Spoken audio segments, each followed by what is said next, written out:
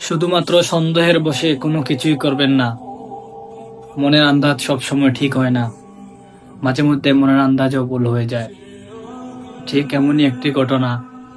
এক বৃদ্ধ লোক দোকানে বসে খাবার খাচ্ছিল, পাশে আরেকটি ছোট ছেলে বসা ছিল।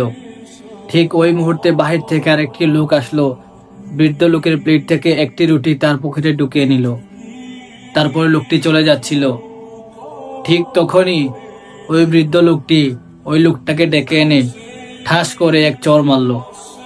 বৃদ্ধ লোকটি ভেবেছিল বৃদ্ধ লোকের মোবাইলটা হয়তো ওই ব্যক্তি চুরি করে নিয়ে যাচ্ছে, কিন্তু আসল ঘটনা তা না। বৃদ্ধ লোকটির মোবাইলটি ওই ছোট্ট ছেলে নিয়েছিল, কিন্তু বৃদ্ধ লোকটি সন্দেহের বশে ওই লোকটিকে চড় মারল। আমরা এই ঘটনা থেকে বুঝতে পারি সন্দেহের বশে কোনো কিছুই করা ঠিক না।